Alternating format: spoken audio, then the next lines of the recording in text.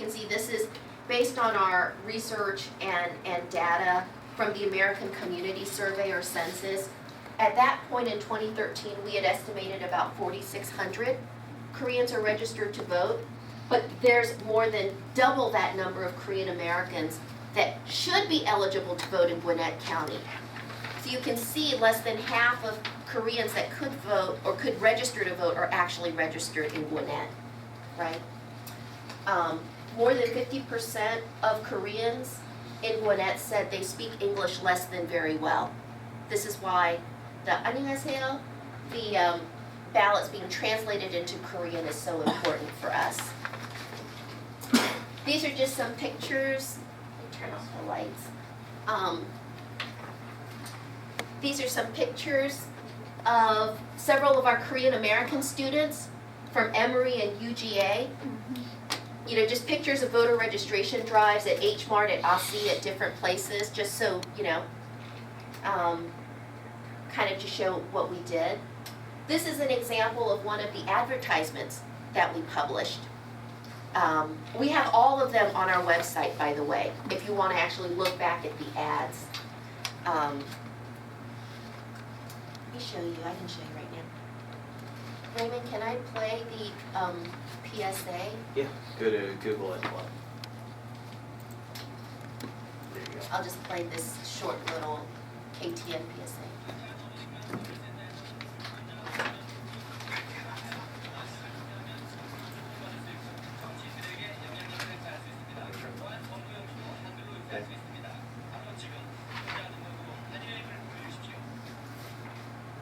Okay, that was before voter registration, and KTN did that for us. Here's the billboard that we had right at Pleasant Hill and Steve Reynolds, and you can probably recognize some of them are the pastors of the largest Korean American churches in town. They were very helpful to us. So let's see, okay, so now we're going to tell you overall findings, and I'd like to invite Paige Gleason. She's the executive director, she said, of Pro Georgia. Pro Georgia is a state, our state table. The table is basically like a coalition of, I think, currently 12 different, sorry, what is that? Okay. Of 12 of the leading nonprofits, including us, that do this kind of work. And Paige leads that coalition for us and helps us coordinate. You know, like if we're doing voter registration one place, then she'll coordinate so that we're doing it together with other groups. But here, let me put the slide and then you can talk about it. Sure. Yes. Yeah, I mean, one of our goals is to really enhance and strengthen the work of our partner organizations so that they can be even more effective in engaging in as many people as possible in voting and being educated voters. So we're really proud of the work that Asian Americans Advancing Justice has done over the past few years. And one of the things that I think is interesting, as we talk about findings and results, and as we talk about what Asian Americans Advancing Justice did in 2014, I'll just start with a little snippet and then I'll get into this stuff. And that is, surprisingly, because we had sort of like exciting elections, overall voter turnout in Georgia was down in 2014 as opposed to, when compared to 2010, except for two groups, and that was Latinos and Asians. Those are the only two groups that increased their voter participation in 2014 as compared to 2010, and I think that's directly a result of the work done by organizations who are really carefully engaging these communities in ways that are meaningful to them. So I just wanted to put this in context as we talk about what happened in Georgia and what the potential for the Korean vote and the overall Asian vote is in the state. So right now, well, first I'll start off by saying all of these are estimates. Our database uses a combination of census data, consumer data, and Secretary of State election results. And so the numbers that I'm giving you here are likely lower than the real numbers of Koreans both eligible, registered, and turning out. This is just the best we can do because the Secretary, nobody actually tracks by Chinese, Korean, Vietnamese, which would be really helpful for us as we do this really culturally sensitive, deep voter engagement work in these communities. So that being said, but based on our estimates, there are about 12,000 registered Koreans throughout the state of Georgia. Of those, just over 2,400 or 20% voted in the 2014 election, which is actually, like I said, an increase over how Koreans have performed in previous years. So this shows the kind of forward progression, the progress that we really want to see in creating a more equitable state. And in Gwinnett County, our estimates are that there are just over 6,500 registered Koreans, of which nearly 1,300 voted. And again, that's about a 20% turnout, which compared to historically is really good, and was an increase whereas other groups went down. Does that make sense? So that's just a little bit of context of what's happening here, and then to put in the work that I believe Helen will talk about what they directly did in 2014. So I'm happy to help or answer questions around that. But there's some context for you. Thank you, Paige.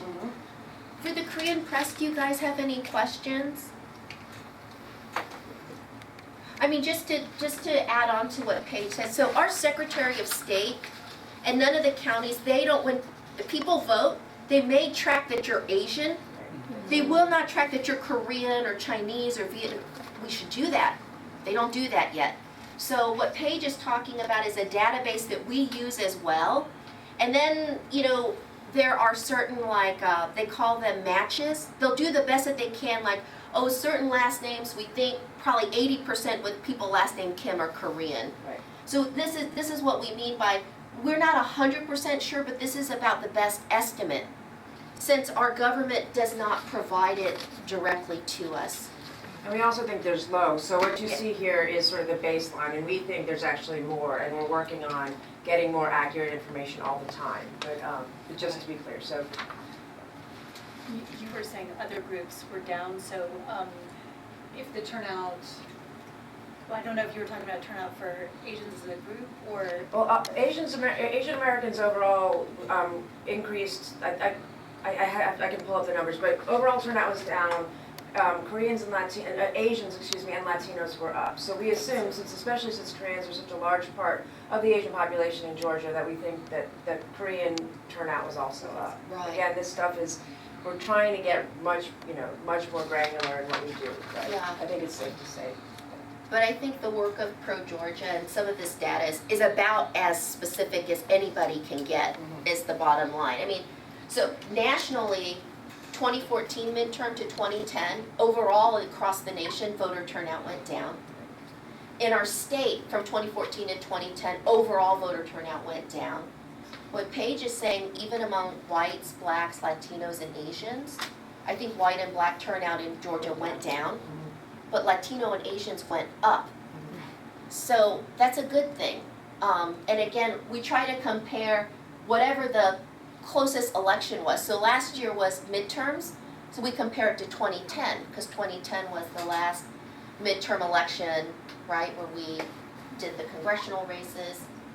So Comparing like to like is very important, because the people who turn out in presidential years, many more people turn out. So in order to have an accurate reflection of what progress is being made, it's important to compare in 4 years to 4 years. yeah. So this year we're going back and comparing to 2012 as we move into 2016. So I'll keep going, and we'll have plenty of time for questions. So I wanted to show some other, for us, voter registration results. So we helped individually and with all of our partners, we helped to register about 6,400 people last year. Most of them were in Gwinnett County. And this is an estimate. We estimate about 500 of those that we registered were Korean, or are Korean, okay? And what this shows right here is basically a trend. I should have picked different colors, but typically when you look at the state and the counties, the number of registered voters go up during presidential years and down in midterm years. Basically, the reason is during the non-presidential election years, the Secretary of State will clean out the voter rolls and get rid of some voters. So you can see in every county, for presidential, the yellow, that's presidential, that it goes up. In the non-presidential years, it goes down. Do you see that? In Gwinnett, the actual number of registered voters in Gwinnett in 2014 went up, only by like 160. But it was higher than what it was in 2012. That is a huge change in a historic trend of going up, down, up, down. So it just shows how many people we're helping to register, how many people are registering to vote, and how many people we are helping to register to vote. So that was a really surprising, result that we found at the end. Another thing in terms of turnout, and Paige talked about this, we estimated that the Asian American voter turnout increased by over 25% compared to 2010. Okay? Also, this letter that we sent, everybody that we sent a letter to, we put it in our voter database, and then we look back, how many of the people that got the letter actually voted? 74% of the Korean voters we mailed this letter to voted. Way higher than the overall 20% of Koreans in the state that voted. So that was huge for us. We realized, two things. Obviously, reaching out to our Korean community works. And I think reaching out to our Korean community, both in the Korean language as well as English language, it really helps. It really works. I got a question. Is this the number in Georgia or only Gwinnett County? Georgia, the 25% is the state.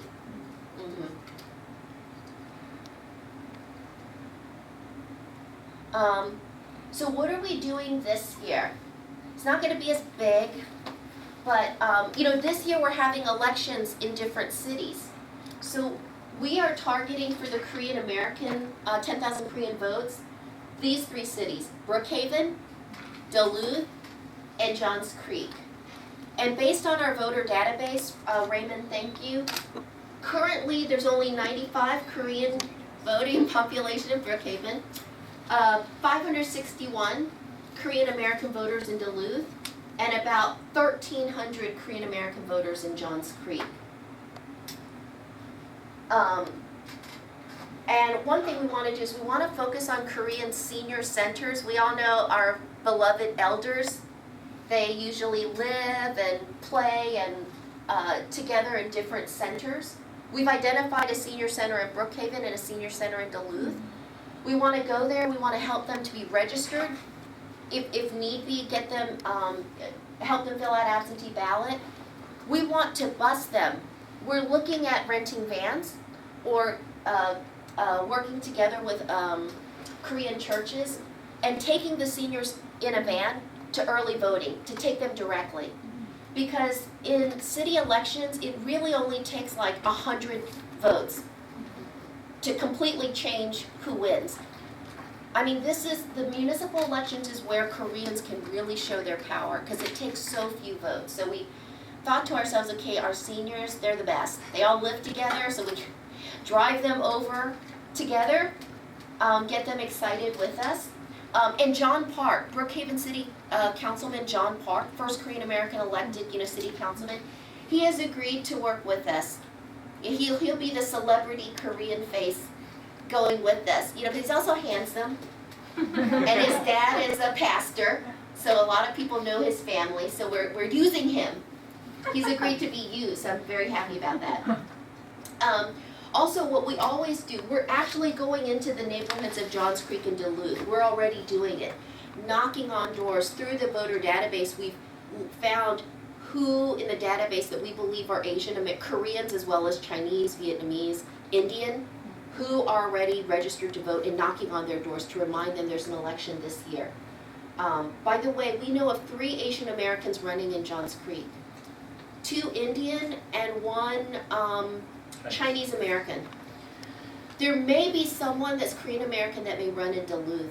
He has not 100% said. I wish there was a Korean American running. I don't know of a Korean American who's announced. Do you guys know? The press would know. No? Kim? Yeah. Kim? Tim Her? No, not this year. He may run next year. He ran last year for the state house. I think he's running this year. I try to convince him though. And then we're gonna increase, our goal is to increase overall Asian American turnout, but we also hope Korean American turnout in these 3 cities by at least 3%. And that's compared to the 2011 city elections, because again, that's the best comparison of a similar election in the city. I also want to thank the Overseas Korean Foundation. They have given us a grant this year specifically for our 10,000 Korean Votes campaign. And I mean, James, you can talk more about it, but I think it's a foundation funded by the South Korean government, is that right? I believe so. I don't know the exact details about the foundation itself, but in Korean they're called 동포재단, and they're Overseas Korean Foundation. And through the Korean consulate in Atlanta, they contacted us. They knew about our 10,000 Korean Votes campaign, and we applied for their grant, which specifically focused on improving South Korean Americans' involvement in the politics and government. And one of the ways we thought we could work, especially for that grant, was our 10,000 Korean Votes. And we submitted the application, and it went through about 2 weeks ago. And they had notified us, so we're getting a grant from them to do these kind of specific programs, to work with the Koreans to hopefully increase the voters as well as their engagement in the politics. Yeah, it was really cool to hear that the South Korean government is just as interested in building political power for Korean Americans. It's not just, in Korea. So thank you. And James put that together because the grant was in Korean. I can't do it. It was like a first year program. So this is first year they're giving this kind of grant to do this kind of specific civic engagement. Right, in the political- States? Is it in the Well, States or? it's not just in the States. I think overseas, so it includes other continents and countries as well. But specifically for us, or for them, this is like a first year program where they're giving this money to different organizations to hopefully increase the political engagement for Koreans. And I just want to say, it's not impossible, our goals. We worked in the city of Duluth in 2013 during the 2013 city elections. We increased voter turnout. You can see this is how many people that voted in 2009. This is how many that voted 4 years later. So we more than doubled the turnout in the city of Duluth. But this gives you a sense of how few people actually vote, okay, in city elections too. So again, I just can't stress enough, and I hope the Korean press will, and NPR, thank you. You count too? No, just how really, even more than the presidential elections, how important it is to vote. Because that's where we can really flex our muscles and show that our community has, a lot of power and we're engaged. So I think that's it. I'm happy, and Paige, I know, is happy to answer any questions, because I know we gave you guys a lot of numbers, and I'll ask James to email you guys this PowerPoint, so you have it. But, and we have our stickers, our t-shirts, all the kind of stuff that we made last year that we still have. But any questions? Yes? I know it's a long way away, but have you guys started planning for the 2016 election yet? Yes, we have, but we're still working on the plan. I think for sure Gwinnett County is going to be our target, our big county target every year is Gwinnett. We have plans to actually do some work in Cobb. Cobb is a Metro Atlantic County. East Cobb has a very active Asian American voter base, but we've not actually been out on the ground knocking on doors and phone banking. So I think East Cobb is definitely an area we want to target. And we're also thinking about replicating some of our field work in maybe kind of doing a small experiment, picking a precinct or an area in Alabama or South Carolina where Asians live, like taking our field work, working with a grassroots Asian organization there, and seeing how we might be able to help build their capacity up in another southern state. So other than those very broad things, we haven't determined what's our number, what's our goal, but certainly for presidential elections, we always focus a lot on the number of people we help to register. This year, it's all about just how many people can we turn out, because not that many people, register to vote during off year, so with our limited time, we're just focusing on actually engaging mostly people that are already registered. But next year, we're gonna push out like registering voters. And to build on that, and Yeah. because this all goes into sort of the overall municipal work, and the way that we're sort of, one of the ways we're collectively looking at municipal elections is this idea of building a lifelong habit of voting. And the idea is the more that you vote, the more that you value and understand why each election, each different kind of election is important, the more likely you are to continue to vote. So this work, so I think this work in these municipals is critical, because this, if we can get somebody to vote this year in this really low interest city council race, which should be much higher interest, but just isn't, their likelihood of coming out next year is Yeah. that much greater. So then, then we can expand who we're talking to, and we can build on that impact from year to year. So I think this municipal work and helping people value municipal elections is really important to future growth as well. Yeah, something that we do is that, like, we're hitting the city of Duluth this year. We hit the city of Duluth in 2013. So during the presidential elections as well as the midterms, some of the districts that we worked also hit the city of Duluth. So we end up, in a way, going to the same areas every year. And then what we try to do is we try to expand where we hit.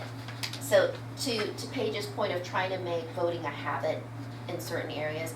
Also want to say one thing that's not specifically related to voter registration well, it is kind of related. We just sent out a press release today, I don't know if you got to see it, that the Fulton County, the largest county in our state, recently signed a settlement agreement and admitted to illegally defrauding and misleading voters both in 2008 and 2012. So they're, paying $180,000 and then investing $200,000 more in software to train their poll workers. As you guys know, we were under color of a Secretary of State investigation in 2012 because we identified hundreds of voters, many of whom were in Fulton County, that we said, wait a minute, these people should be on the rolls, they're not showing up. And we're still actually investigating, looking into these issues. And one thing, this is kind of on the other end, right? But we want to also make sure that on the back end, even when someone registers, they're actually able to get on the rolls and vote. So that we usually talk about it separate from this part because we want to encourage people to register and vote. But there are serious problems that exist, and those problems disproportionately kick out new immigrant voters. That includes Koreans, and it also disproportionately kicks out just minority voters, African Americans and Latinos. So this is kind of a bigger problem. And if there's anyone that, has experienced a problem registering and not getting on the rolls, please have them contact us. So that's something you will probably hear more about later. I did have a question about that.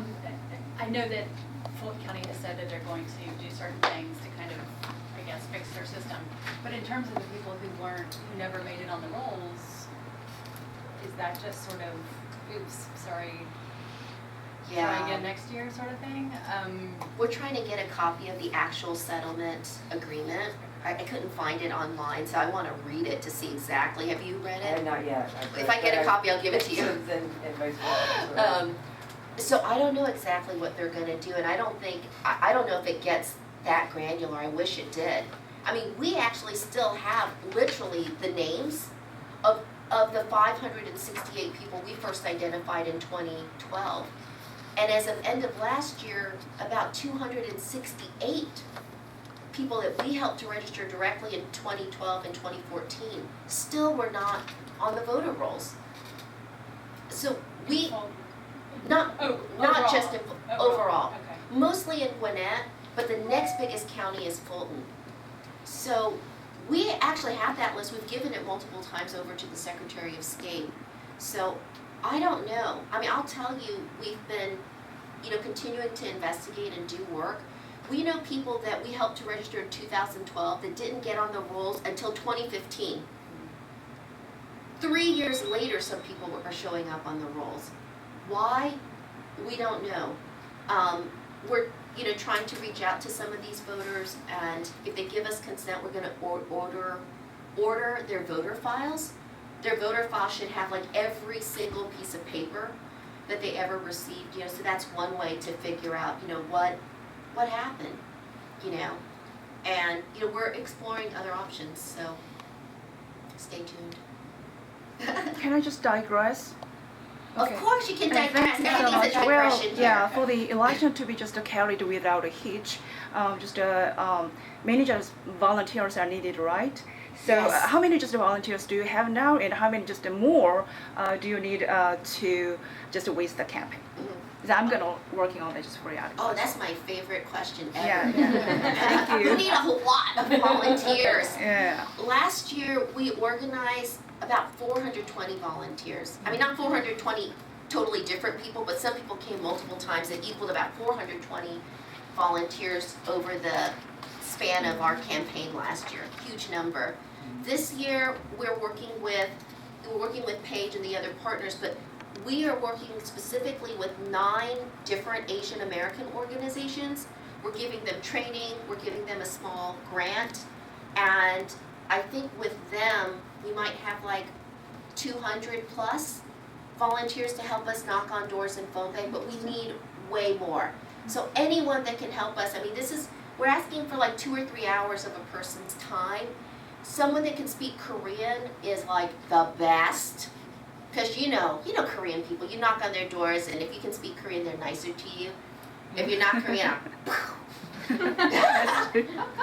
so that's why we actually partner with other Asian groups, because we know, you know, my parents, they would pretend like they couldn't speak English if somebody, you know, white person knocked on the door. That's the reality. So we need our own community members to help. So anybody that can help us, please call us and we'll add you. We have dates already set up to do this work. Is that Raymond, what would you say, is that accurate? Yeah, it's pretty accurate. Yeah. However many volunteers want to show up, we can use them. Yeah. For Paige too, so Pro Georgia will also organize for all of us certain days where we go out together, so. No, next Thursday. Next Thursday night, we're having a Johns Creek City Municipal Dinner. It's at Cafe 101. Free dinner. You guys are invited to cover it. Yeah. Like I said, it's 2 Indian Americans and 1 Chinese American. But we're inviting the elected officials in Johns Creek to come so that people can get engaged. So please feel free to join us. I think Johns Creek's 25% Asian. The biggest is Indian, but next biggest is Korean. So it'd be 창피해 if like Korean people didn't come out and vote. I said it's embarrassment if Koreans in Johns Creek didn't get activated this year. So